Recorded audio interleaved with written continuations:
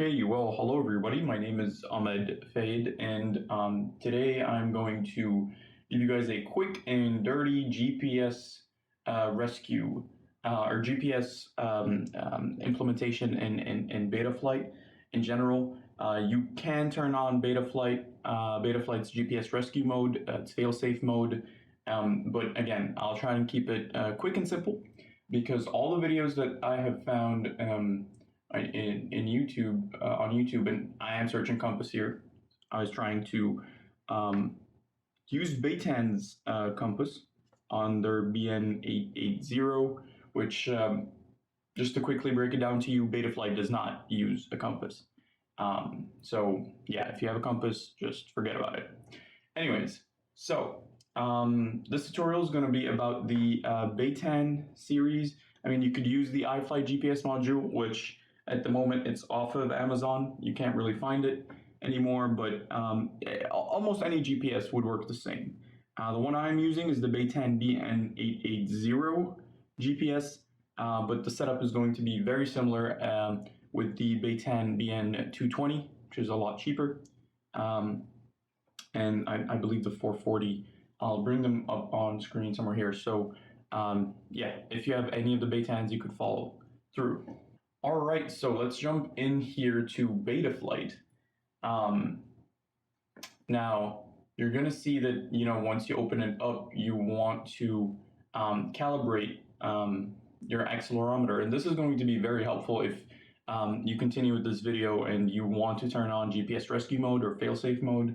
And I'll discuss a little bit more why that's the case. But first things first here, where we're going to go into ports. And you're going to want to find what UART you have connected your GPS module or soldered your GPS module to. Now, I have a whole tutorial on this iFlight that I'm using, and I'm sorry, the iFlight Bumblebee that I'm using. And so you can definitely resort to that to see where I soldered my GPS. You could just look at your wiring diagram for your flight controller, and that will tell you exactly which UART you have connected to. Simply put, where the pads, where the wires of the GPS module connect to, if they say, you know, T4 and R4, like transmitting 4 and receiving 4, then it's your UART 4. If it's R3 and T3, then it's UART 3 and so on. So for us here in my build, I have used UART 4, right? So T4 and T3 on my iFlight controller, flight controller, is where I've connected that. I have the wiring diagram here actually to show you guys an example. This is my iFlight controller, the Success F7 Twin G. And so this is my GPS module here. This is the Baytan that we're talking about, and this is the exact connection here. So you can see this is by Philippe, by the way. Thank you, Philippe, for this. I'll leave his contact info in the description. So the transmitting part of the port of the GPS, it transmits to a receiving port on the controller, and then the receiving port on the GPS takes signal from the transmitting port, right? So as you can see, both of those are connected to 4. So when we go into BetaFlight right here, that would correspond to UART 4. Simply put, if these were 3s, if you were connected to the 3s, for example, which here we have the compass connected to 3s. By the way, again, compass doesn't work in BetaFlight, unfortunately. Or maybe 5s, then you'd come here to either 3 or 3 or 5 correspondingly. You're going to turn on GPS.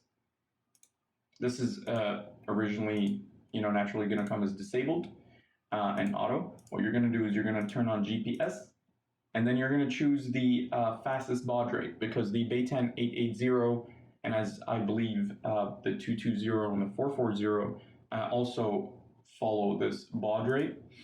We're going to do that, and then you are going to click Save and Reboot and go into Setup again. Now you're going to start seeing something going on here. What you want to do is you want to move the GPS module and get it as close out to the window, or if you could be doing this outdoors, this would be even more helpful because yeah, the GPS the pin, which is the top antenna on the GPS, needs to be facing, you know, clear sight of the satellites orbiting the Earth. So try to have no hindrance above that antenna and the direct sky. If you're indoors, it can still get some GPS signal, which, just like your phones, it's pretty much a GPS module like the ones built in our phones. Just the ones in our phones are much, much smaller. Anyways, so we're going to want to see a few satellites come up here. So at the moment, it's false. It does not have a 3D fix. And that's because you need at least, I think, 6 in BetaFlight for it to consider itself, for it to consider that it's found a 3D fix of where it is, longitudinally and latitudinally on Earth. So latitudinally, try to say that a few times. Anyways, so yes, we're gonna give that a minute. So usually this is going to take a while the first time you do this, because this is considered a cold start, and that's what the manufacturers say. A cold start is where it is for the first time ever trying to locate itself. It will save some things into its flash memory, some pieces of data in its flash memory of where you are, like North America in general, or if you're in Japan or whatever. And so that's going to speed it up the next time it starts up, and it'll be more of a warm start, just like ours. Funny enough, I just wish it gave us a cool exhaust sound if it was a cold start. Oh well. Anyways, so first thing you're going to do to turn on the GPS is you're going to come here in configuration, and you're going to turn on GPS for navigation and telemetry. And the moment you do that, all this is going to show up. Now, most GPS modules out there are U-blocks, so you want to tick that on. For my case, I have AutoBaud and AutoConfig. I'm not using Galileo, and I have set home point once. Now, you just want to follow me on this and keep the ground assistance type as auto detect. It should find that very well. What I want to explain about the set home point once is only the first time after you connect the battery and the flight controller boots up, only the first time you arm the quad will it save the home point. And this helps because let's say you arm the quad, save the home point of where you are standing, fly with the quad and go on top of a building, right? And you want to perch on top of that building, and then you turn off, you disarm for some reason, and then you arm again. If this isn't turned on, it's going to remember that top of the building as the home point. And if you ever do want to turn on rescue mode, you're screwed. You see what I mean? Anyways, we will do this, and you're going to click save and reboot. Your flight controller is going to reboot here, and you should be done. You should give it a little bit of time here, and you're going to start seeing your latitude and longitude showing up, more and more satellites showing up. I'll try to cut and jump forwards until that point, but if all you want is just to be able to turn on your GPS, this is all you need. Now, the next step is going to show you guys how to add it to your OSD to be able to see your longitude and latitude in your goggles, like your DJI goggles or your analog goggles, which will save you, because if you're recording that, if you ever lose the drone, you could always look at the longitude and latitude and go find it.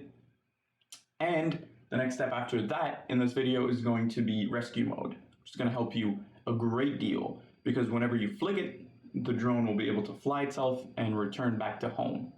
And if you turn on fail-safe mode on top of that, you don't need to worry about anything. If you lose signal or anything really like serious happens with your drone, it's going to turn on fail-safe automatically, and it will return to home for you. So no longer losing your FPV drone.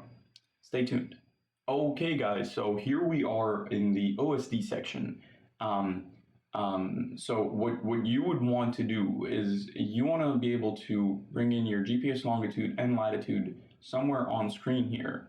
And if you have DJI goggles or any other analog goggles where you can record, what's going on the screen, you'll forever be able to locate your drone no matter what happens, because you're always seeing this, and you can always, play back the video and find out exactly where your drone is on Earth.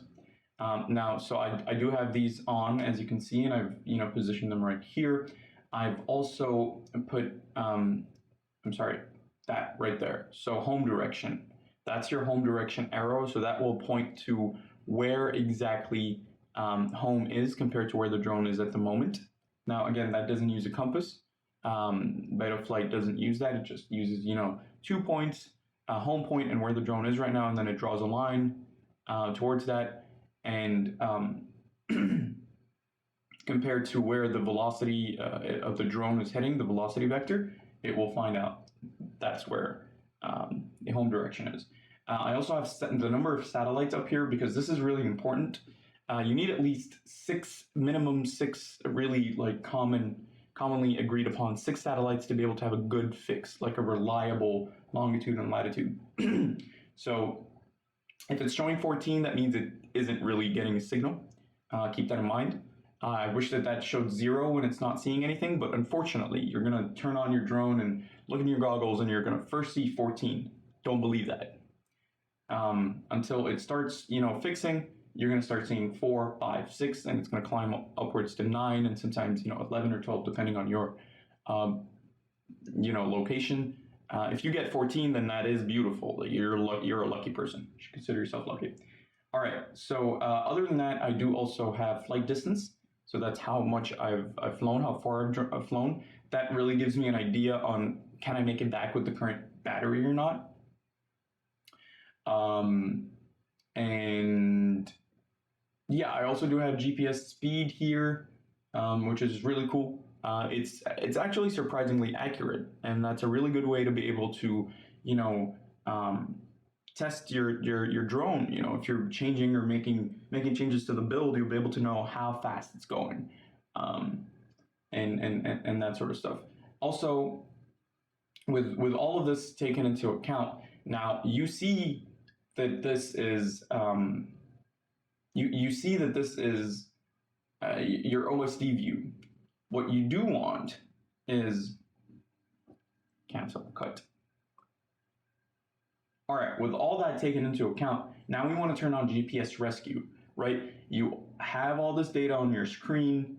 At any point in time, you could revisit the video and find out where your drone is, but you don't want that, right? You don't want your drone to drop and get lost somewhere in a forest, potentially get rained on, and you lose your entire investment. You want to be able to flick a switch, now the drone return back home to you.